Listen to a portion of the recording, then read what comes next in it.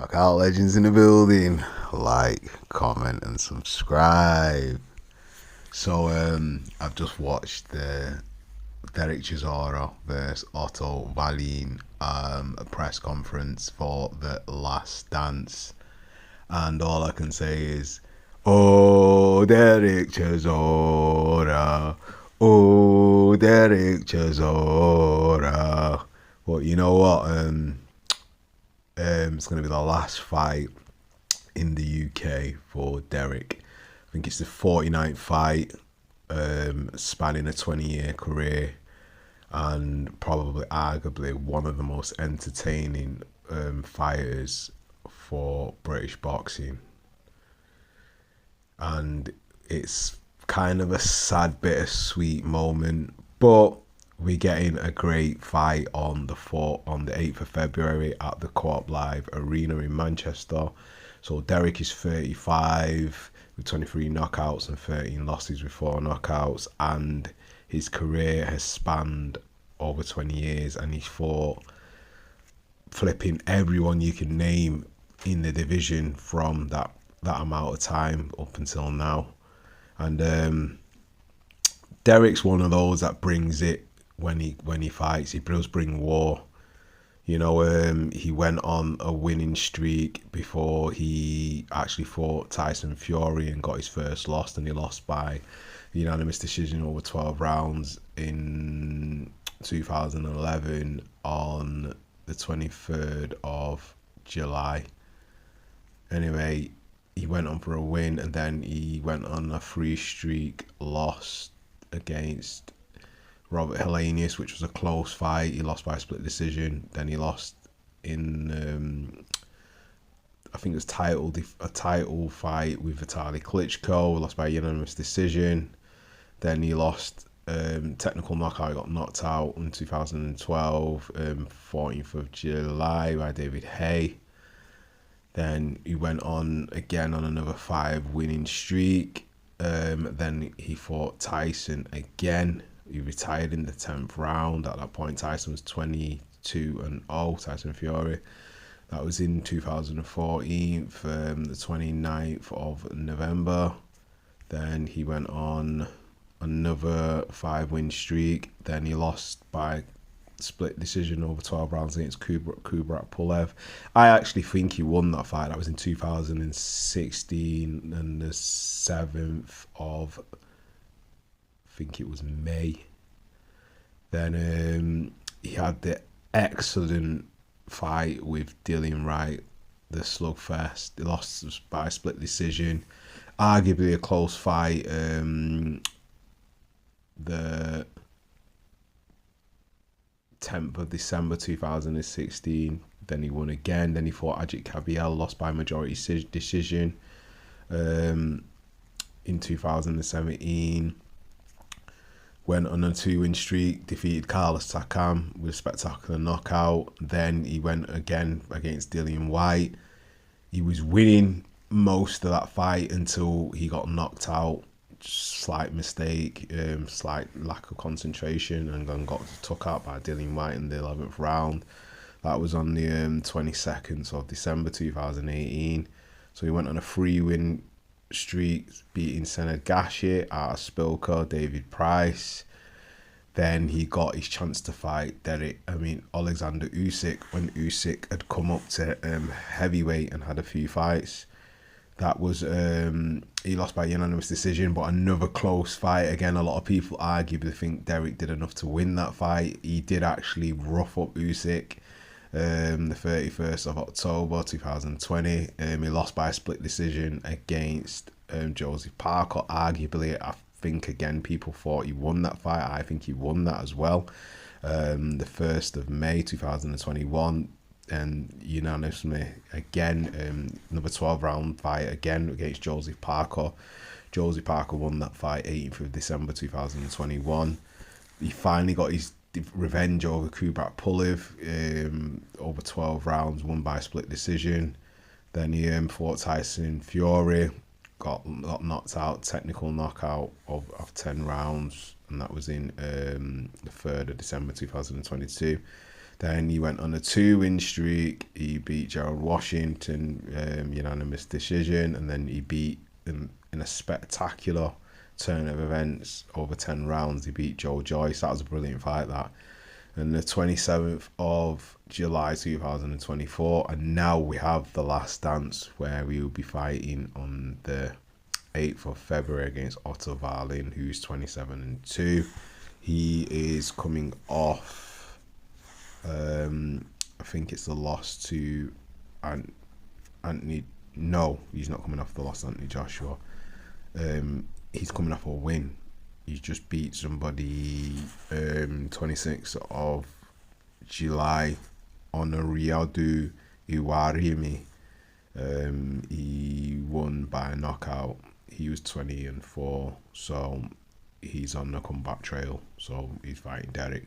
But things to note about the press conference that was funny is he started off with his first promoter, and he's ending in the UK with his first promoter, which is Frank Warren. Good old Fish Eyes. And Fish Eyes was just reminiscing about who he fought, all the people that he fought and so forth and whatnot. And spanning his career, he's just Dereck is iconic, but he's also funny. He's an entertainer. He's eccentric. He knows how to sell a fight. He brings the heat.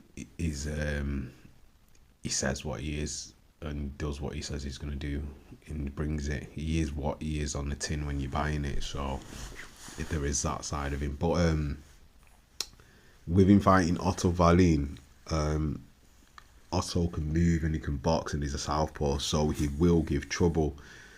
The only reason he's fighting Otto Wallin is because Jarrell Big Baby Miller has pulled out of the fight because of a promoter dispute with Demetrius Salita, and Otto Wallin even mentioned it in the press conference. He had his problems with Demetrius Salita, and basically said he's glad that's over.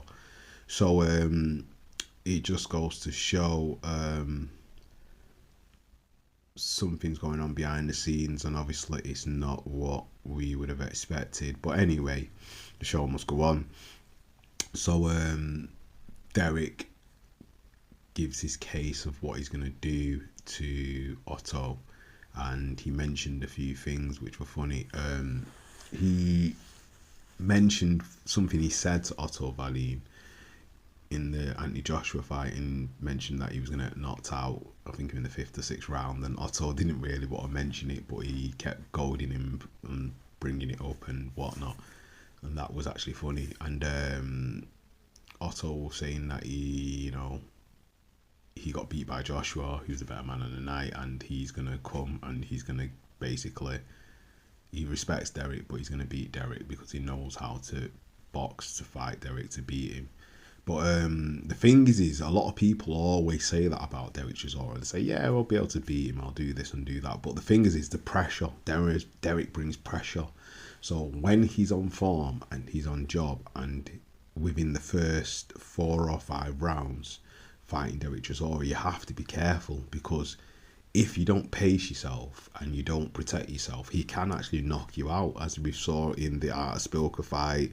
We saw in the Joe Joyce fight, he knocked down Joe Joyce. He hurt Gerald Washington. Other fighters as well. Carlos Takam, he knocked him out as well. He gave Dillian White hell in his first fight. He knocked out. Did he knock out?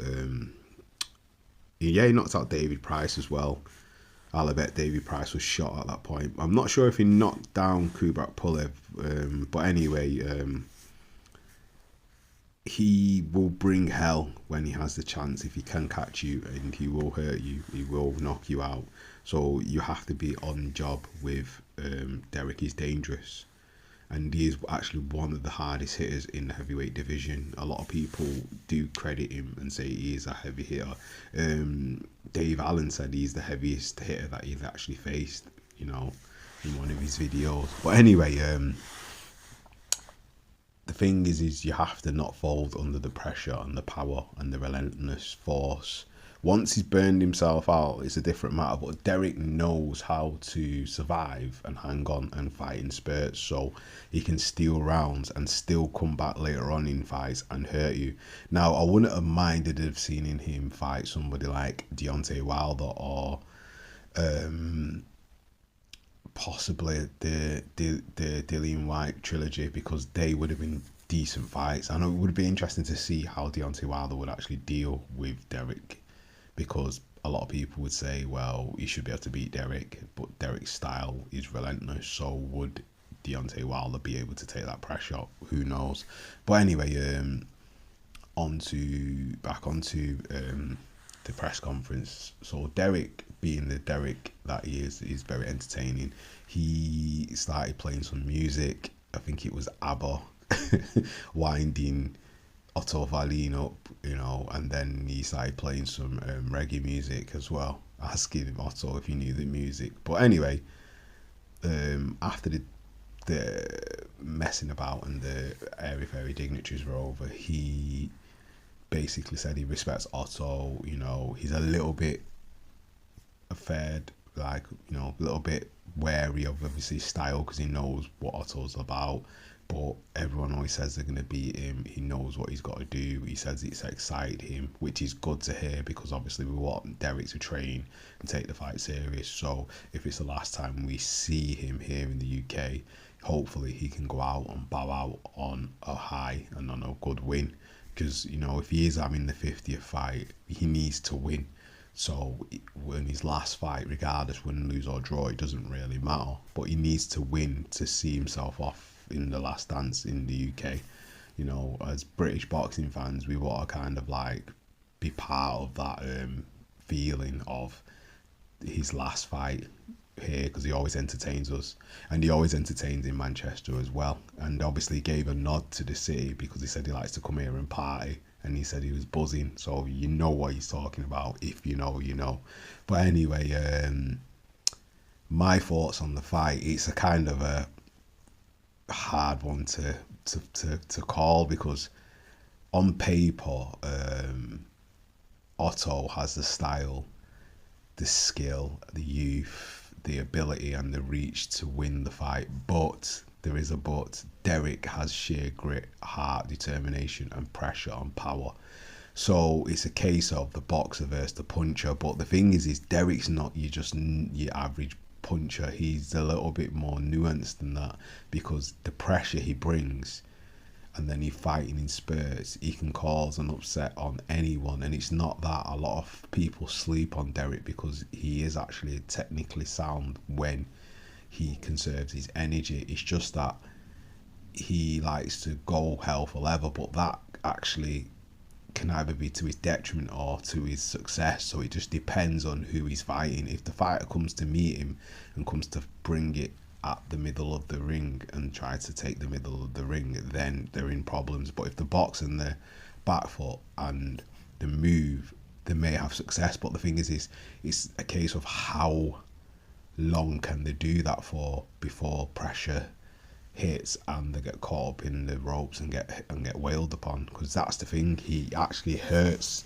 even when you're blocking, when he's punching you. Because if you look at the Usyk fight, you can tell he hurt Usyk. That's why I don't think Usyk would ever fight Dereck Chisora again. And that's the thing, and that's probably one of the reasons why Joshua's never fought him. I don't even think Joshua would ever want to fight him again.